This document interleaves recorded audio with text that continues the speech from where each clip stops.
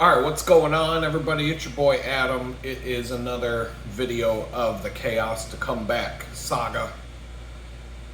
If you haven't figured out by now, if you're a new visitor to the channel, there really is no specific topic of any particular video, but the whole theme of this channel is a guy who lost everything because he made a dumb mistake, coming back from making a dumb mistake after having lost everything, spent 2 years in federal prison and ended up homeless. This is the journey back.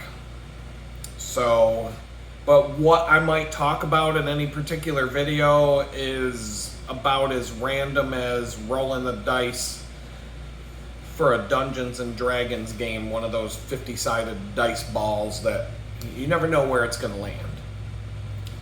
I'm a cyclist. I ride a bicycle for transportation right now. I've always been into cycling, always been a fan of the sport. Going back to when Greg LeMond would win the Tour de France. And so I'm watching the Tour de France right now. It is July 29th. The race ended 2 days ago. I already know who won. I couldn't avoid the spoiler headlines and stuff.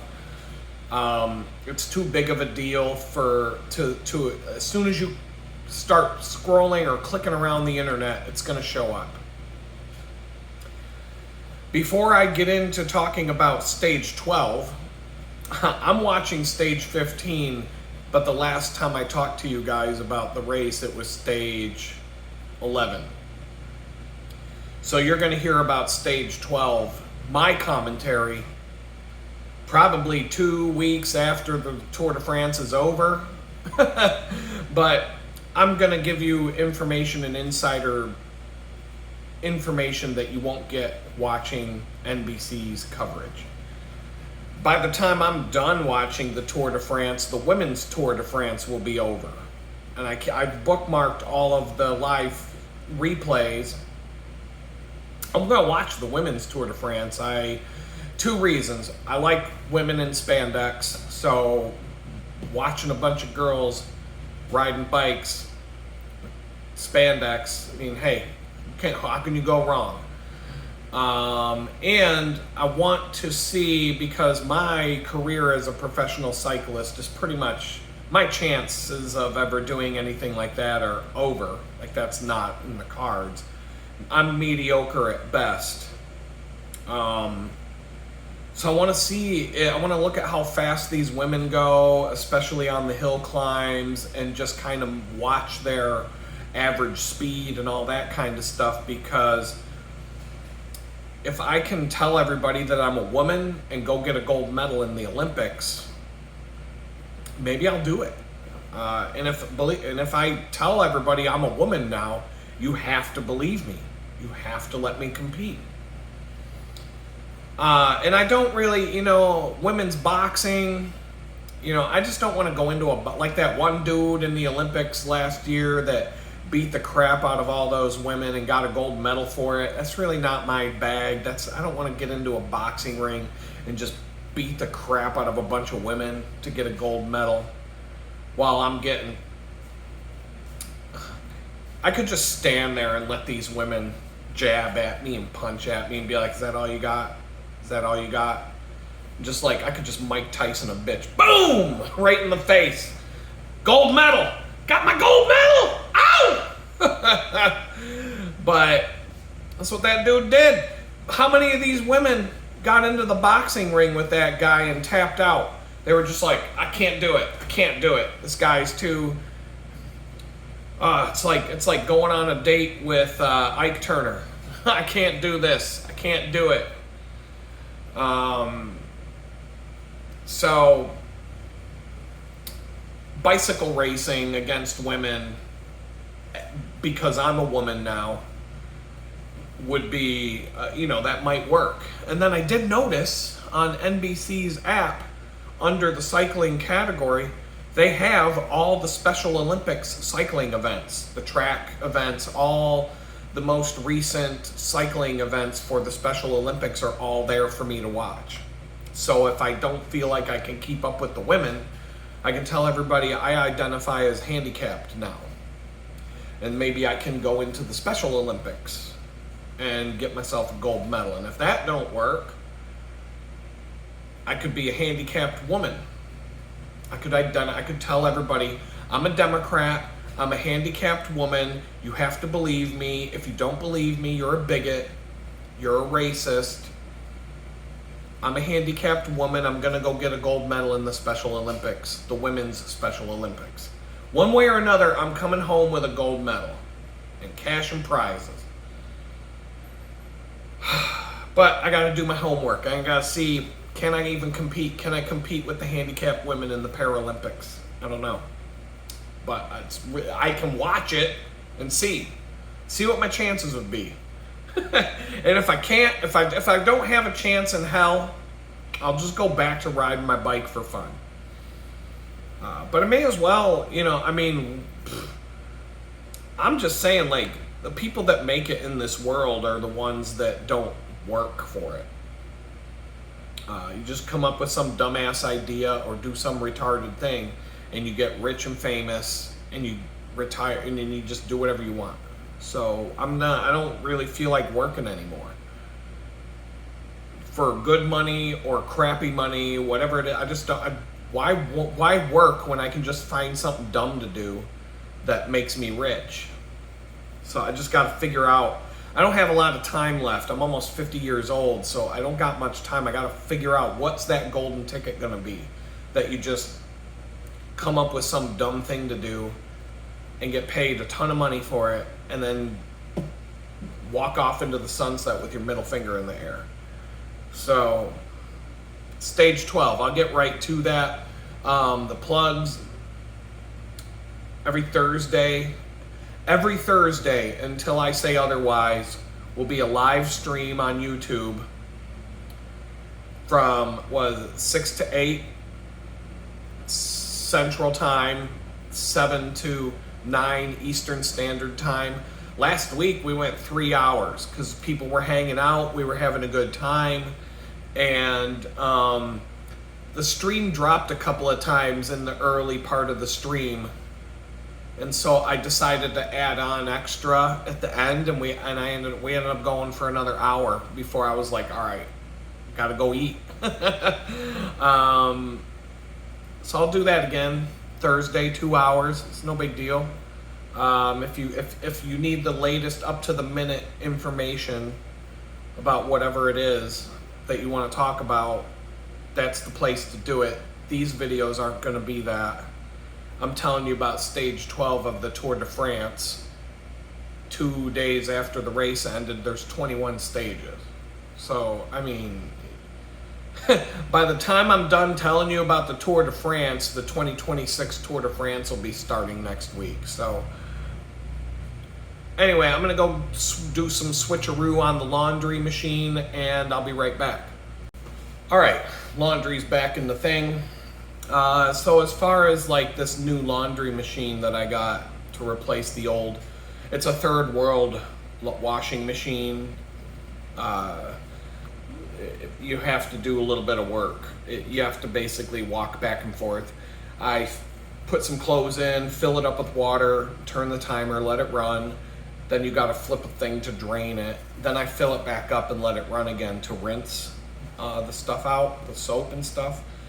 And then you got to drain it again. Then you got to run it through a spin cycle and whatnot. But it takes about, for a week, 2 loads of laundry will get me through a week. A week's worth of clothes is about 2 loads in this thing. And I'm going to do a third load with cleaning stuff. So you can see that black rag that hangs on my stove there. That's for cleaning cast iron. It gets all nasty and ratty. I took off of my Swiffer mop, which the brand is Bona. It's got permanent sweeping pads. I'm washing the pad for that, and I'm washing the mop head. I bought a mop last week. Great, it did a great job. One of those O-Cedar spin bucket mop things. this apartment, this place is so cramped, I had a hard time figuring out where to put the bucket. I don't really have any place to put things. So I got that figured out, kinda. Maybe I'll come up with something better for that. I was a little worried about it but I don't want to use a sink to put I didn't want to just get a mop and then use the sink to, rinse out the mop. Just doesn't seem right. But that would have been my other option, basically. Let's see, what else? But this little cedar mop system, it's pretty compact. So I'm digging it, and it lets me mop my floors, like really mop them. And it made a big difference. I noticed it for days. It's probably due for another sweep and mop. This floor gets so dirty so fast. So with the laundry, the system I'm using now, 2 loads, I wash all of the stuff that's the stuff that dries the slowest, I wash first, and then work backwards from there. I take paracord. I've got 2 wire shelving units. I can zigzag paracord and get 4 lines of paracord going down vertically, so I can stack clothing that I hang on these cords. And some of the clothes overlap. It's not a perfect system, but I put a fan right in front of it on full blast. And so that fan, I got a cotton t-shirt that's almost dry right now. In fact, by the time the laundry's done, this cotton shirt will probably go in the clothes bin, the clean clothes bin. Getting ready for me to finally maybe sort and fold all my clothes for once. So everything is coming along. It doesn't take a long time to do the wash. It's not a lot of I just have to get up off my chair here and there to go move things along. Once it's hanging up to dry, I just have to, every time I walk by, just flip things around and move things around so that the wet spots get the airflow. And it won't, by the time I eat dinner tonight, it'll be all dry and put away. And I only have to do this once a week, and it's better than going to a laundromat, or whatever they're called. Trying to reclaim my energy, that's a big thing right now for me. That was a big deal, moving into this place. Being able to figure out a way to do my laundry without having to go to a laundromat reclaimed a lot of my time and energy. That's like a day. Not having to go to the laundromat, getting my groceries delivered instead of going grocery shopping. Those 2 things right there, if I were to add up the time, you're looking at, there's an hour plus 2 plus 3. That's like 6 hours a week saved. Not just 6 hours of time saved by doing it this way, but also the energy of having to either walk with a backpack down to a laundromat, wait there, walk back with all my clothes, or bike. And the same thing with grocery shopping, walking to the grocery store with a big backpack, filling it up, bringing them back. That's a time savings. That's a really big time savings. And another time savings, some people on the live stream suggested that maybe the regulars, the people that were all, the people that always show up, let's do a Bible study on Sundays. So that would kind of make up for not going to church. So I'm thinking I want to do that. I just got to think of when on Sunday would be a good idea. I have stuff to talk about already. We could queue that up and get that moving. I think it would be a better format if we did it with a Zoom meeting and somehow streamed it to YouTube so that other people can get on and share and talk on video or audio only, whatever you want to do, or just chat. It would give you multiple options to join in. instead of being like one person leading the thing. And so I don't know. I'm thinking about how to do it. I'll look into that more. Tour de France, stage 12. Honestly, like stage 12 was like booyah. It was the big day. The moment everybody's waiting for. 2 big mountains in the Pyrenees. Kind of flat stage until there's a small category 4 climb, which is category 4 is the shortest.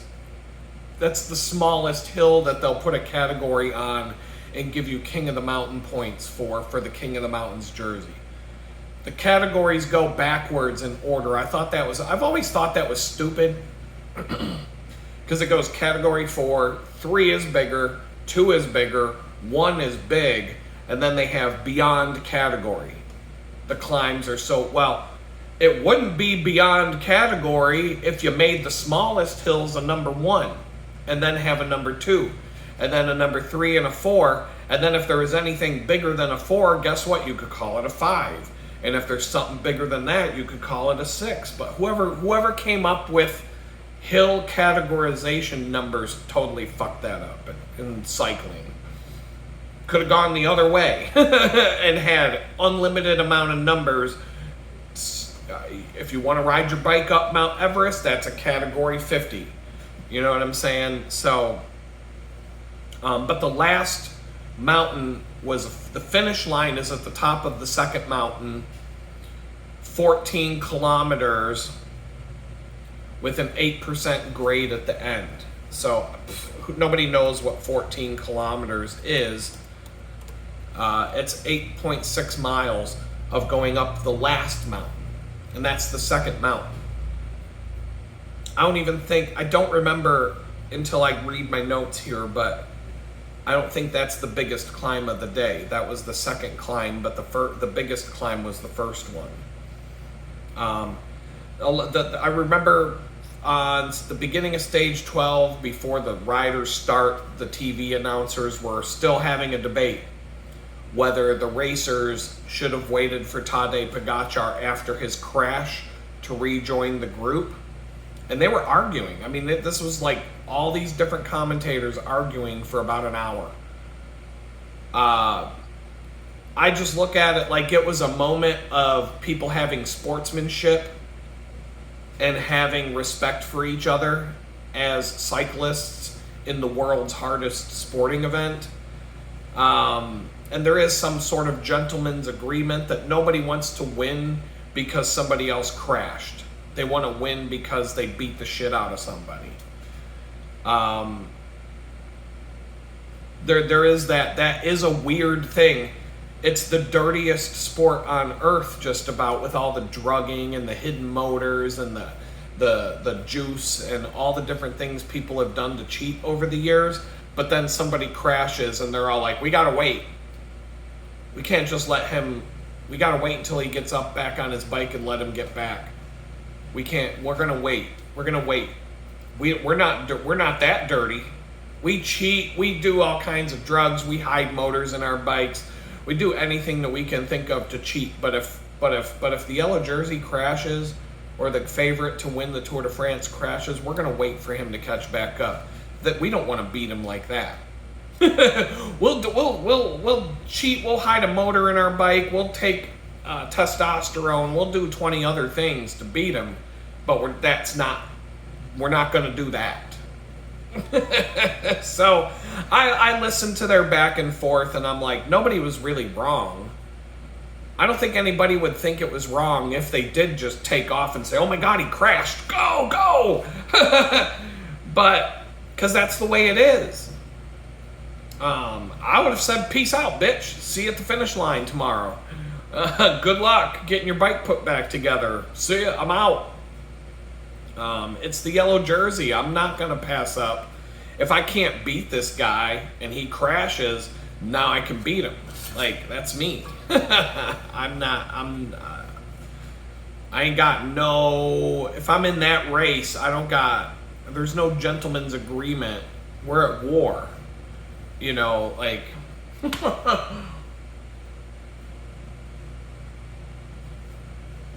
It's like in the Revolutionary War, they'd make these gentlemen's agreements that you don't target the officers because then the battlefield erupts into chaos. We have to protect the officers. I'd be like, aim for the officers. Take out the officers first.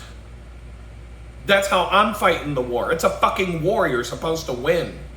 The quickest way to win is to take out the officers and then let the other side go into chaos. If I was cheating in the NFL, I'd be like, take out the coach. Take out the coach. Bam! Like, just pretend that you're tackling somebody on the side of the field, but go for the coach. Have you ever seen a coach getting taken off the field in a stretcher? That's what I'm saying. Like, Mike Tomlin, he didn't give a shit. He tripped somebody. He walked out onto the football field and tripped somebody when they were running down. Remember that? Mike Tomlin did. He's my boy. He knows the game. He knows how to play. It's a dirty world. Dirty tricks are totally fine.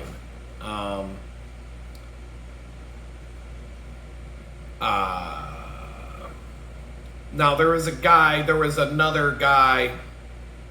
So when Tade crashed, a guy named Tobias Johansson, I think that's how you say it, clipped his front wheel. So the whole peloton was kind of swerving to the other side of the road, but Tadej Pogačar was looking down at his computer or his wheel or something. He wasn't paying attention. So the guy in front of him clipped his front wheel with his back wheel, and that made Tadej fall. And it was a hard crash. They were going like 40 miles an hour. So the guy who clipped his front wheel was getting death threats on social media all night long. Thousands of them. So none of the people that threatened him went to prison for that, I would like to point out. But it really was an accident. I watched the replays. Nobody was throwing this guy under the bus saying he did it on purpose. It was more Tadej's fault for not watching what was going on around him. It was an accident. And I can relate to having been the cause of a freak accident in sports and going through the same thing myself. Our junior year of high school, last day of school, we all decided to play football out on one of the soccer fields. A whole bunch of us guys. We used to do this all the time. We would just go after school. We would either go to the soccer field or we would go to somebody's house that had a big backyard or whatever. We'd play backyard football all the time. We'd get like 20 dudes together, have 10 people on a team playing backyard football. And we weren't a bunch of pussies with socks stuffed in our waistband. It wasn't no flag football. It was football. Boom. Beating the shit out of each other football. No helmets, no pads, none of that shit. We're showing up to get a beat down and to give a beat down for however long it takes, however long we feel like doing it. I mean, there was a little bit of like mutual respect. We're not trying to put each other in the hospital. But I don't think we had any like rules. So we did this a lot. So this wasn't but it was the last day of school, and 15, 20 minutes later, we're outside on the soccer field playing football. Here's how the game went. I can tell you the whole game in about 10, 20 seconds. They kicked off the ball. Other team we were the receiving team. I got the ball. I ran all the way down the field and got a touchdown. I was fast. I was hard to tackle.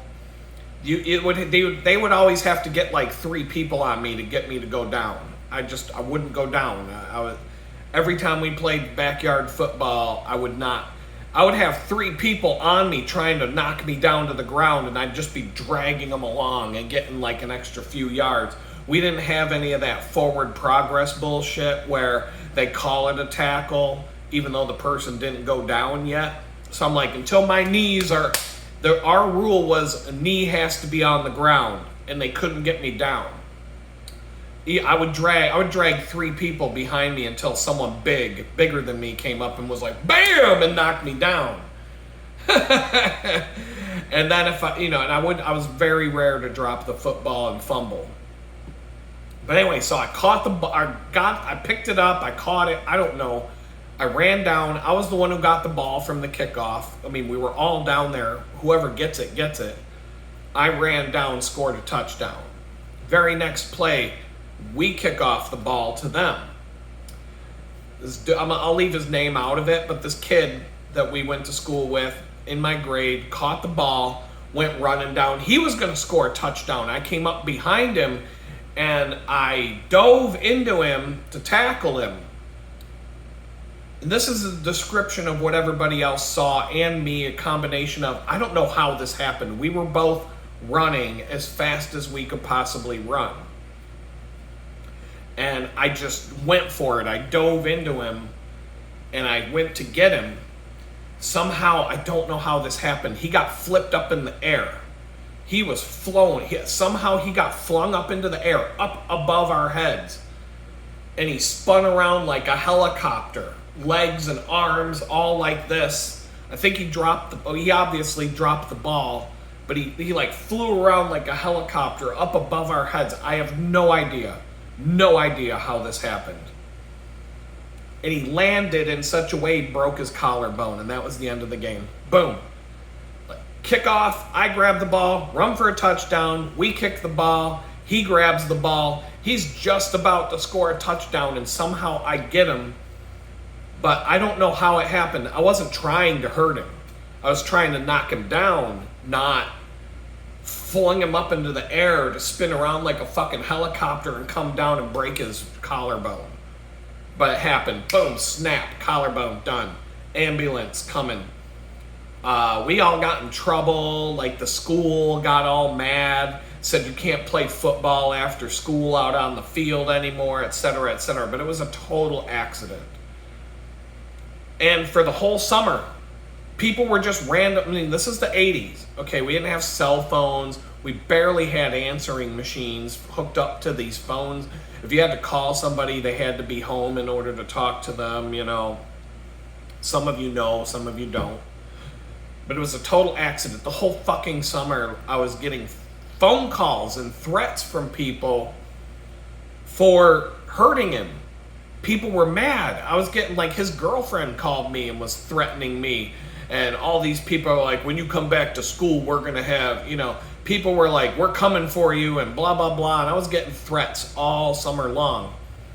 And the dude that got hurt, he knew it wasn't on purpose. He wasn't mad at me. He was upset, obviously. Broke his fucking collarbone on the last day of school. 15 minutes after the bell rang, he's in the fucking ambulance. It was that fast. Just boom, boom, boom, done. But it was a freak accident. I mean, I wasn't out to hurt people. We were just out to have fun. I didn't want to get hurt. I didn't want to break somebody's bones. We were just fucking around. This is what we did. We did this all year long. We basically call it, I don't know what we call it. It was the Backyard Football League, the BFL. And yeah, that's how we played. And but we weren't playing we weren't doing pussy ass flag football. We were like out to what we had for indoor games. One of my friends lived on a horse farm. Had a great big giant horse arena barn, and we would play in the barn. It had a dirt floor, a straight up dirt floor. The Backyard Football League would have indoor arena games. We would all meet at the fucking barn. There'd be like 20 of us or more playing same shit, bust 'em up, backyard football. The rule was, like, if you threw the ball and it hit the rafters and it came down, we had different rules for that. I don't remember. And instead of a field goal, they had in the barn, they had these 2 basketball hoops way up in the air, like way up, like maybe 15 feet up in the air or something at either end of the arena with a particle board backboard. And so we had, instead of a field goal, you would have to throw the football from somewhere and score a basket in the basketball hoop to get your extra point or something. I mean, we just made it work. And so, and then when school started, I got some stink eye. For the first week of school, I got a little bit of stink eye from a few people, but they all backed off because the dude who got hurt told everybody, he's like, it wasn't on purpose. I wasn't really good friends with the guy, but I felt bad. I mean, there's only been a few times in my sporting life that I took somebody out on purpose. And one of them was, I broke a kid's leg in a soccer game. I kicked him in the leg so fucking hard. I was going for the ball, but I kind of wasn't going for the ball. You know what I mean? Like, the kid had the ball. It was in high school. Kid had the ball. It was a interscholastic junior varsity game. The refs, put it this way, the refs were calling penalties against us the whole game. They weren't calling any penalties against the other team. The other team was pushing and shoving, tripping us. Like, they were playing really, really dirty. A couple of the players on the other team, now we had the soccer moms in the stands that would travel to all the away games. I'm not going to name names. Anybody who went to high school with me watching this would remember this. So the soccer moms that traveled with the team were in the stands. Kids on the other team were going up going, "Oh, you fat cunt," and like saying all this shit. So I went up to this one kid, he had the ball, and I was like, bam! I cracked him in the fucking leg. His leg just went boing, like just fucking broke. Whatever the bottom bone is of your leg. I don't know if that's the femur or something, like straight up just bang. Kid was on the ground crying like a baby, fucking leg all blown apart. One of the soccer moms on our team gets up in the stands, was like, "Kick him in the balls, Adam! Kick him in the fucking balls! Don't just stop!" Like, that's how bad the other team was to us. But we were bad too. We could be bad too. Like, I remember we beat this one team so bad. I don't know if it was a basketball game. I think it was a soccer game. We beat this one team. It could have been this team. Maybe a different game. Maybe it was after this game. I really don't remember. It's hard. This is high school. I don't remember it all. I remember breaking a kid's leg, and so-and-so's mom stands up, was like, "Kick him in the balls! Don't back off! Kick him again!" And the dude's like screaming. They had to stop the game. They had to bring an ambulance to the game. It was fucking crazy. Everybody's patting me on the back. This is fucking insane. We left a soccer game after beating the shit out of this one team so bad. Every single person on the bus, we pulled down the bus windows on the side of the bus and we hung our bare asses out the side of the bus as we drove by the team. And when we got back to the high school, the principal, all the coaches, everybody who wasn't there already, they climbed up on that bus and we were locked in the bus for like an hour getting our asses chewed out, no pun intended. We had to forfeit the next, we were suspended, we had a 2-game suspension or some shit, forfeited a couple games. This fucking soccer's crazy, man. In Pittsburgh, during the beer league for soccer, I cracked a couple people pretty good. I didn't break a leg, but I knocked a couple people down hard and took the wind out of their sails, for sure. I was a little bit bigger. I was 220 pounds, but I could run, and I could run fast for being that fat. And so this one dude had the ball, and I was going for the ball, But I plowed into him hard, and he bounced off of me like a deer bouncing off of a big rig. Going down the highway, just boing, just fucking flung him. And he was laying on the ground for like 5 minutes. We had to stop the game. He got carried off the field. For the rest of the game, every time I would charge somebody on the other team, they would panic and they would screw up. One time I charged at somebody, came running at them like a bull, like a bull on a rampage. And the dude panicked and passed the ball to my teammate. My teammate took the ball down to the other end of the field and scored a goal because I made that guy panic. But I wasn't out to hurt them. It was that I was charging at that one guy because I didn't have the grace and dexterity to take the ball from him. But I figured if I just charge at him full speed, something will happen. And it did. I didn't get a yellow card. I didn't get a penalty. I never got a yellow card. Once. The whole time. No matter what dirty tricks I had in my pocket. I did punch a fat girl in the tit. Because, and this was a crazy soccer league. Indoor soccer league. The score was tied. High scoring game. Probably like 9-9. Something like that. Dirty girls punching the girls were out of control, punching each other, grabbing them, pulling hair, all kinds of, like, it was like us guys were like, holy shit, these girls are out of control. Well, this one big fat girl, I mean, she was huge. She took the ball and stuck it in the corner of the gym on the court and used her big body to block anybody from getting the ball for the last 30 seconds of the game. 30 whole seconds left in the clock. And she's like, fuck it, I'm just going to put the ball here. So I'm like trying to shove her. I'm like, get out of the way, bitch. I'm trying to like grab her and throw her, and she's not moving. It's like trying to move a boulder. So I'm like smacking her. I punched her in the tit. I'm like, bitch, get the fuck out of the way. Other people are trying to lift her fucking leg off the ball. It was crazy. It didn't help that all the women on my soccer team were strippers at a local strip club, and they were like totally ghetto.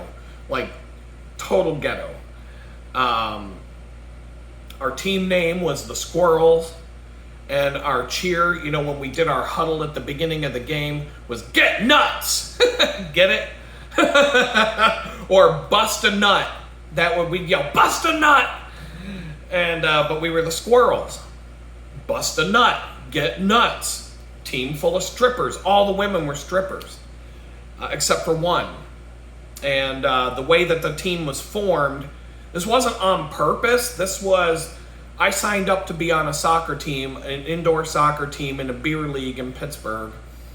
And somebody who was friends of mine on the team sends me an email a couple of days before the first game. He's like, we might have to forfeit the season. We need more women. You had to have it was a co-ed league, and you had to have a certain number of women on the roster that paid and were on the team. They didn't have to come to every game, but you had to have a certain number of women on the court. If there were 6 people on the court, at least 2 of them had to be women, or something like that. 1, 2, 3, 4, 5, 6, 7 on the team. I don't remember all. You had to have a certain percentage of women for the co-ed league. It couldn't be a bunch of dudes against a bunch of girls. And so I was like, I don't know, let me see what I can do. We didn't have enough women. So I reached out to a friend of mine who worked at a company that I used to work at. I don't want to spend an hour on this part of the story, but this company was batshit crazy. I quit working there a while ago, but my friends still worked there. The guys that worked in the sales pit would go to the strip clubs for lunch. And then they recruited a whole bunch of the girls that worked at the strip club to come be sales girls at this company. So there were like 6 or 7 women that worked at that company that were all strippers, and they all worked at Stiffy's down the road. And but during the day, they were saleswomen for this company. So I said to my friend, I'm like, hey, you think you could reach out to any women and get, she was already on the team. And I said, look, we're not going to be able to play soccer if we can't find more women. And I'm like, you know what I'm thinking? She's like, let me see what I can do. And so a half hour later, she sends me the message back, and I got to reach out to my friend, and I'm like, would you mind if we had like 6 more women join the team, and they're all strippers that work down at Stiffy's down in McKees Rocks or whatever the fuck it was? And he's like, not at all. Bring them. So we had a team full of strippers. Our name was the Squirrels, and our cheer was Bust a Nut or Get Nuts. And we would say that at the beginning of every game and every halftime cheer, where we're all in a big circle with our hands in the middle. Get nuts! Bust a nut! So, and when I tell you that these girls would get into the most trash-ass ghetto fights with the other girls on the other teams, it was fucking crazy to watch. So me punching a girl in the tit, I mean, I didn't even get in trouble for that because shit had already been done. That was like the icing on the cake, if you will. That was like the vegetables on the side of the meal. The meat and potatoes were already served. So, I told you that you would get sports commentary like no other if you watch this channel. You're not going to hear about all of that on the Tour de France coverage on NBC, right? So back to stage 12 in the Tour de France. In fact, I'm going to go do a little laundry finagling, and I'll get back to that. Hold on. All right, so got the laundry going, and before I even go back to the Tour de France, I see London, I see France, I see what's in your underpants if you're on a team full of strippers. Just got me thinking about all kinds of random things from the past. So one of the things that will happen, or that happened when I was on a soccer team full of strippers, the court, the indoor soccer court was like a giant box with smooth walls all the way around, no obstacles, so the ball could bounce off of anything. 2 recessed goals at either end of the court, and 2 separate rooms, one for each team, with a panoramic glass window and a door that opens out to the court, so that when you're not playing and you're subbed out or you're waiting to substitute, you're in this glass-walled room. And so I'm in the room, and I remember one of the strippers telling me, she's like, Adam, I think my boyfriend's gay. And why is that? Because he wants me to put on a strap on and fuck him in the ass. And I'm like, oh, really? Yeah, that sounds like he's gay. Yeah. She's like, I don't even care. She's like, I don't even care if about the fact that he wants it to be me. It just he has to be gay. Like, why would he want someone to fuck him in the ass if he's not gay, even if it's me doing it? And I'm like, I don't know. I don't normally have these conversations with girlfriends, so this is new territory for me. Me personally, I don't like things, and I don't like things going in my butt. So, if things don't work out, give me a call. I mean, this is like, these are the conversations that I would have in the glass room waiting to go back out onto the soccer court. And now I'm playing soccer, but I'm like, my mind is just like, what in the hell just happened? What in the hell just happened? And, but no, I would not want to date a stripper. I think that was more of a joke. I did one time in my life, I went out with a stripper a handful of times. And before you start going down, before you start making assumptions, no, I didn't meet her at the strip club. I don't want to go to the strip club. I never go to the strip. The only time, other than when I was like 18, 19 years old and we were in Canada, and those are the things that you do when you're an 18-year-old boy in Canada. No, I don't want to go to the strip club. The only time I ever go or have been, I've been dragged against my will by a girlfriend. And, obviously those relationships didn't work out. But she'd come at me and be like, I want to go to the strip club. Let's go to the strip club. I'm like, no, I don't want to go to the strip club. She's like, Adam, when your girlfriend tells you, let's go to the strip club, you say, yes, let's go. And I'm like, I don't want to go to the fucking strip club. Why can't we just stay home? And so I got dragged to a strip club here and there. But no, I did not meet a girl to go out on dates with by picking her up at a strip club. It was on one of those dating apps like Tinder or whatever. And in her profession, it said dancer. And I'm like, well, I don't think this girl's a ballet dancer. If I go to see her perform, I don't think I'm going to Benedum Center to watch the Nutcracker. It's going to be more like watching the Nut Buster. You know, if I go watch this girl dance, they say. So yeah, we went out on a few dates, and it was just a confirmation of, no, you don't want to date a fucking stripper. That's the end of it. I had a friend once who dated a stripper for a long. That was another confirmation. No, you don't want to date a stripper. You don't want that fucking drama. I was on a soccer team full of strippers. That should have been enough. That should have been enough to know, no, you don't want to date a stripper. You don't want to go to Stiffies to pick up a girlfriend. No, you don't. That's not the girl you're bringing home to meet your mom. Even if your mom's a stripper, you don't want to bring home Julie from Stiffies. Sexy Stephanie from Stiffies isn't coming home to meet mama. So no. But anyway, I just wheels of memories just branch off one after the next, and I'm like, man, that was crazy, that soccer team. But I'm not talking about soccer, I'm talking about the Tour de France. But I promised you that you would get sports commentary that you're not going to get anywhere else. So back to the race, stage 12. Lenny Martinez is in the King of the Mountains jersey. His grandfather, French guy, so yay France. France has something to root for now. His grandfather won the King of the Mountains and 2 stages in a previous Tour de France. His father won the gold medal at the Sydney Olympics in mountain biking. And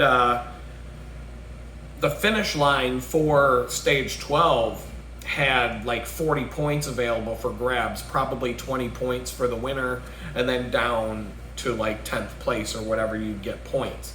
He had 27 points so far in the King of the Mountains competition, and there's more mountain stages coming. In fact, the next day, the day after, they're in the Pyrenees now. That's a whole stretch of riding in the mountains. Now, right around the time of stage 12, if you think riding a bicycle is a pussy sport, an Italian cyclist that week, his name was Samuel Privatera. I can't pronounce any of these names. Why do I even try? A 19-year-old kid died in a road race. He died from injuries that he sustained in a crash during the first stage of the Tour of something or other in Italy.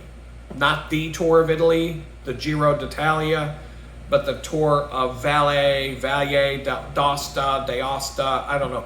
They have races all over the world going on at any given time, and these cycling teams may have riders in multiple races at once, not just the Tour de France, but there's other races going on around the world that aren't as big, and so not as big prize, but they're still professional races, and professional teams are sending so on a cycling team, it's not just 8 riders, it could be 50 riders, and they're split out. Kind of like how the baseball teams have a minor league and a major league, and each major league team has a minor league team that they pull people from when they need someone for a game or whatever. It's kind of like that with cycling. But this kid, he was 19 years old, just starting his career. He hit a speed bump. They put these fucking speed bumps in the roads everywhere. You see it in the Tour de France now. As these riders are zipping through the towns at 40, 50 miles an hour, There's fucking speed bumps all over the roads now. That they're doing this in cities all over America, just putting random speed bumps in the road for no reason.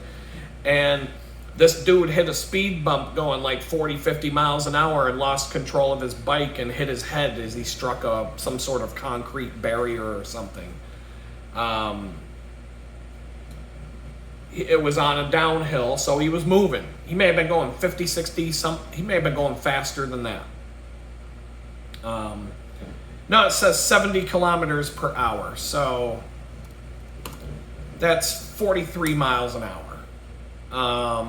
So anyway, yeah, these speed bumps are all over the fucking place. They're all over Pittsburgh. They've put random speed bumps on random roads in Pittsburgh for no fucking reason other than to damage your car. They're stupid that in terms of the number of these things that they're putting everywhere. I used to have to deal with it in Pittsburgh. You'd be going on a downhill stretch of road, and all of a sudden there's a bunch of fucking speed bumps you got to slow down for. But they're dangerous on a bicycle. They can throw you into a fucking concrete wall and bust your head open. You see them in different parts of the woodlands. You just be going down the road and all of a sudden there's a speed bump in the middle of a fucking road. Yuppies, where any place where these affluent, liberal, suburban douchebags live, they fill their neighborhoods up with speed bumps to protect their precious little kids and stuff. And then they're the ones that get all mad at you and start honking their horn at you and screaming at you when you're on when you're on the Lord's highway and they're in a hurry to get home. So I don't get it. Fucking people in the suburbs suck. But it's usually the douchebag-filled suburbs that are full of these fucking speed bumps. And they don't put speed bumps in the ghetto because they don't care about ghetto kids. They care about the precious little children from the woodlands. So they're going to put speed bumps all over the neighborhood.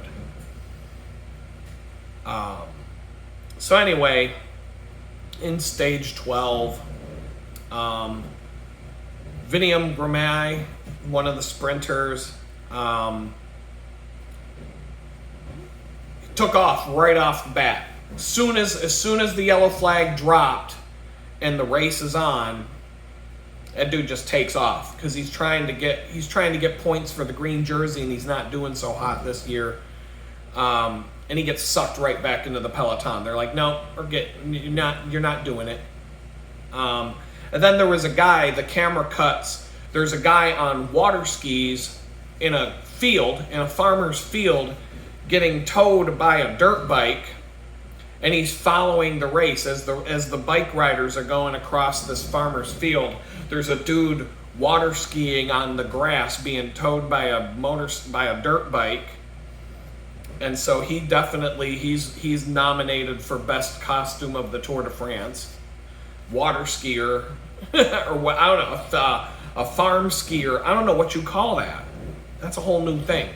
So I don't know. It's borderline. Is it a costume or not? But he's definitely nominated. And then they were talking about electrolytes on one of their side bits. And why do you need electrolytes? And so I talk about electrolytes all the time. If you ever watch the movie Idiocracy, they talk about electrolytes and why you need them, because it's got what plants crave. Well, what exactly is it? Well, it's electrolytes. It's got what plants crave. Well, it's got what athletes crave, electrolytes as well. Mainly sodium, potassium, magnesium, chloride, and calcium. And they conduct the electrical impulses that your muscles need to contract. And so you lose these electrolytes when you sweat.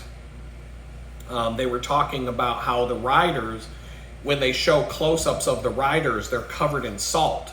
It looks like the Bonneville salt flats when these people go riding by, because they're just sweating out so much salt, especially on a hot day. And if you're slightly low on electrolytes, if they're just a little bit low, you really won't see a performance decrease.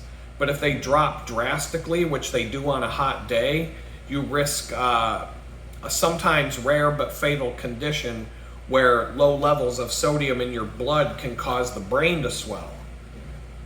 So if you're going to be riding for more than an hour on a hot day or out hiking or anything,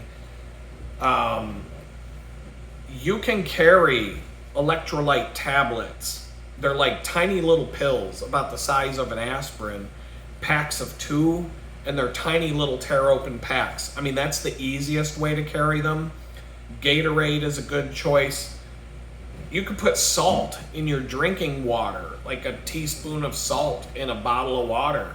Your water's going to taste a little salty, and you're drinking salt water is not good for hydration, but it'll put electrolytes back in. You don't need a lot. There's not a lot of salt in a bottle of Gatorade. You'll still quench your thirst, but it's in there. Sodium, in particular, is the main electrolyte in your plasma, and it helps draw water into your blood, into your. So it also plays a role of transferring electrical currents between the nerves in your cells. So the right fluid balance affects everything from neurological function to muscle contractions, and that's why you might get cramps and irritable when it's off. Yesterday, when I got home from my bike ride, I was mad, like hangry mad. Any little thing. Like I can generally just go with the flow or whatever, but I dropped my remote control and I was like, motherfucker, and I got so mad because I dropped the remote and I had to lean over and pick it up and the batteries came out, and I'm like, I was motherfuckering like crazy.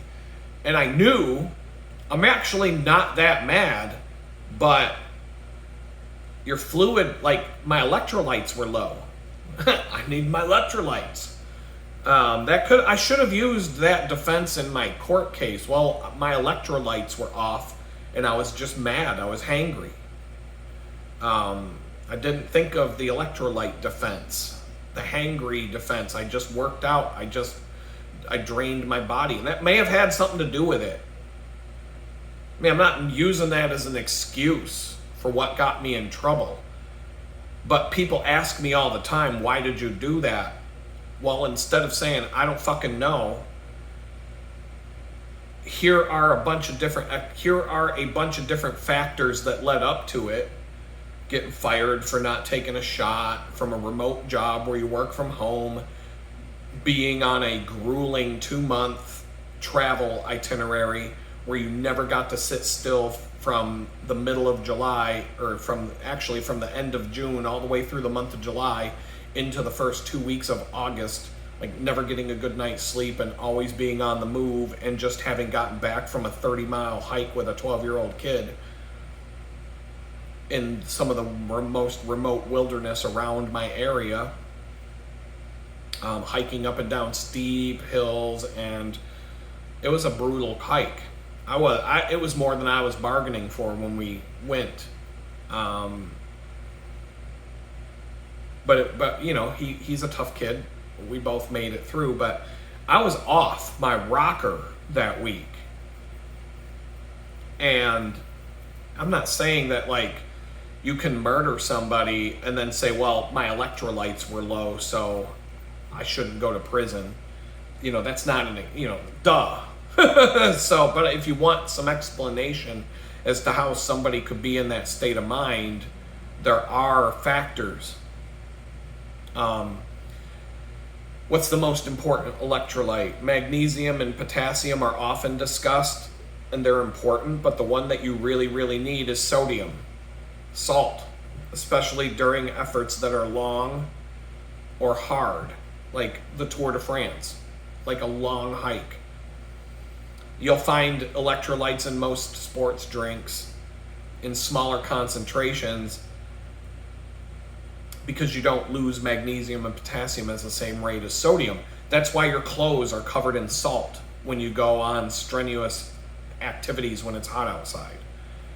But if you're a serious athlete, you're looking for perfectly dialed in nutrition, they have what's called a sweat rate test, where, if you're going to need to have money to go to sports doctors, and I'm sure your health insurance isn't going to cover that shit. Your health insurance won't even cover a fucking heart attack, let alone a sweat rate test at the sports doctor. But if you're rich and you got money to burn, you can go get this done. It'll look at how much sodium you lose when you sweat. Because, some people sweat more than others. I sweat more as a fat pig right now than I did when I was healthy and skinny. So,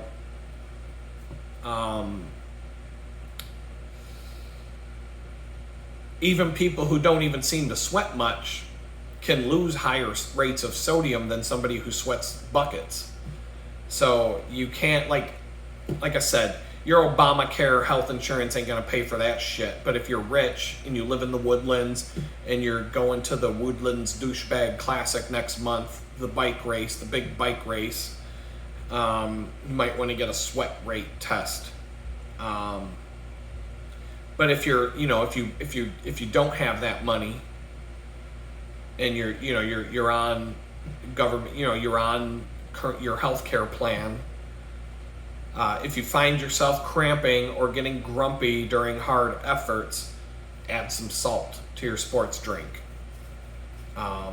It's about 0.5 gram to a full gram of sodium per liter.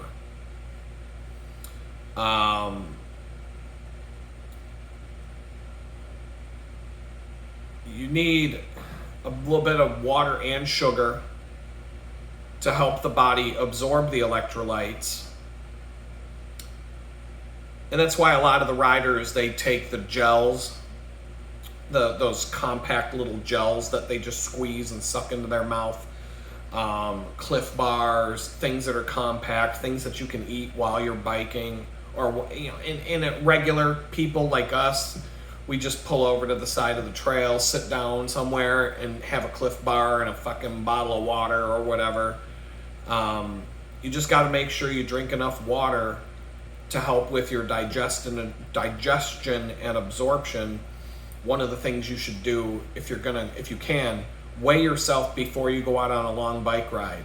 Weigh yourself when you come back. You might weigh, depending on what you do today, how hot it is, other factors. You might come back from a day of soccer games weighing 5 pounds less than you left the house. That means you lost 5 pounds of water. And if you don't put that water back in your body, yeah, it's nice to look at the scale and say, holy shit, I lost 5 pounds today. But if you don't put the water back in, it's going to have an effect over the next few days of your recovery, your fatigue, all that stuff. And I'm guilty of that right now. I don't drink enough water. I don't replenish it when I lose it. I think that's part of my energy problems that I'm having right now, is that I'm just not being as good as I can be when it comes to drinking on the bike and drinking after the bike rides. I tend to drink when I'm thirsty, and typically when you're thirsty, it's already too late, because your body won't tell you you're thirsty until you need the water, which is your thirst comes from not having enough water. You've already done the damage. That's why you're really supposed to drink before you're thirsty, and drink regularly when you're out biking. But on a hot day, you can crash. You can drink water all day long and still hit that wall and crash out, because your electrolytes get to the point where it happens so fast. It happens to me from time to time. I can feel it coming, but sometimes I'm too far away from a Gatorade or something. That's why I try to keep those salt packets, the electrolyte tablets, with me. But sometimes you don't even have water on a long bike ride. I went on an 80-mile ride recently, and I was pretty far. I was able to, but I limped to Chipotle for the last 2 miles. I just was like, you got to get to Chipotle. The last 2 miles were miserable. But as soon as I got rehydrated and fed my electrolytes and carbs and everything back up, the body just I felt fine. I felt great. The next 13 miles to get home, I felt awesome. I had no problem. You go right back to feeling normal pretty fast. Um, most people who exercise a lot can get away with gulping down water after a workout. I'll take a 16-ounce bottle of water, the plastic crinkly water bottles at the bakery that we have for the employees. I'll grab one of those, crack it open, and while people watch me, I'll go, go, go, go, go, go, go, go, go, go, go, go, go, go, go, go, and I'll throw it away. I'll drink the whole thing in like 3 gulps, especially after riding my bike there. And I'll do that. I did it like 3 or 4 times yesterday before I finally, like half hour apart, hour apart. Before I took my first break, I had chugged 4 water bottles.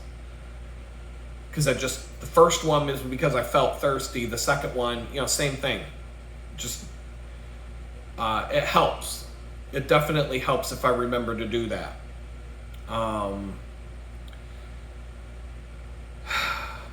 But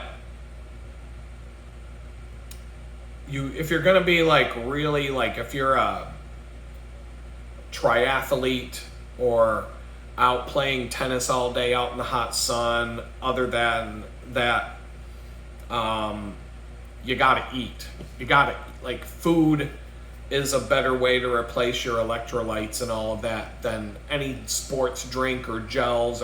Gels are food, but sit down and eat.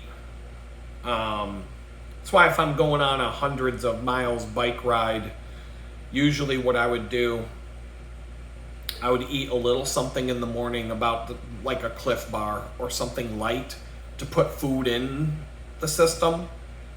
And then I would go until about pretty much any time after noon, between noon and 5, I'll typically stop somewhere to eat a meal, like a sit down, eat at a restaurant meal. It doesn't matter what it is. I really don't. I just look for, oh, that looks good, go there. I don't care what I eat. None of it. I'll eat a giant cheeseburger. I'll eat a bowl. I'll eat pasta, whatever. I don't care. Salad, whatever sounds good. If I'm going to be biking all this time and doing all this crazy stuff, it really don't matter to me.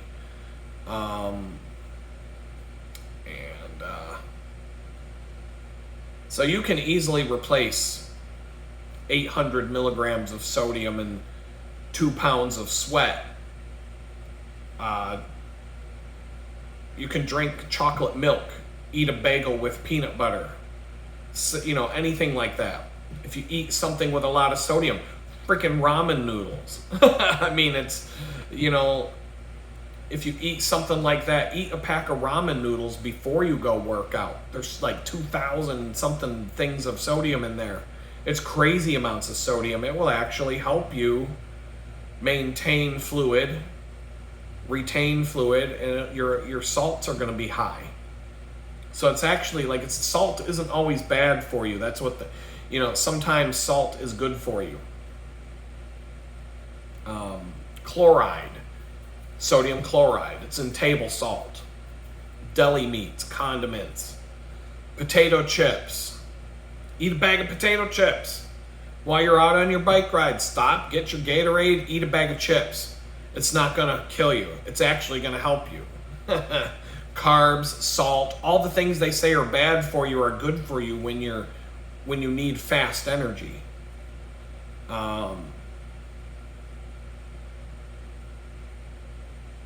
So potassium, obviously, oranges, melons, raisins, prunes. During an hour of hard training, you could lose 200 to 600 milligrams of potassium. Supports your cell and heart function, blood pressure, keeps kidney stones from showing up, all kinds of things.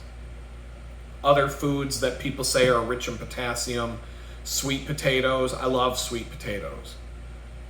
Spinach, kale, peas, beans, avocado. I'm not a big avocado fan myself. I don't like guacamole that much. But, they say bananas are full of potassium. I don't like bananas.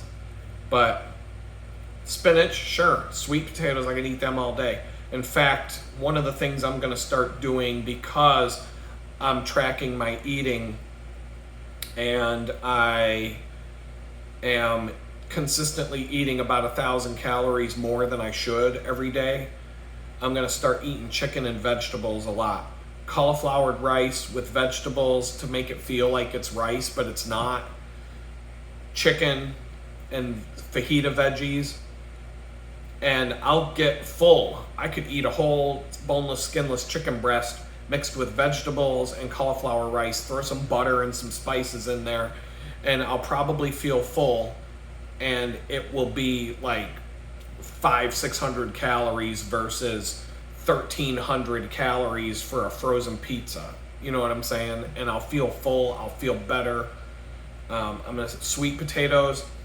There's a diet out there where you're supposed to eat 5 meals a day, and your meals are basically supposed to be a chicken breast and a baked potato, sweet potato, yams. Chicken and sweet potato, 4 times a day, and then your 5th meal can basically be whatever you want as long as it's a certain number of calories, and you'll lose weight from it.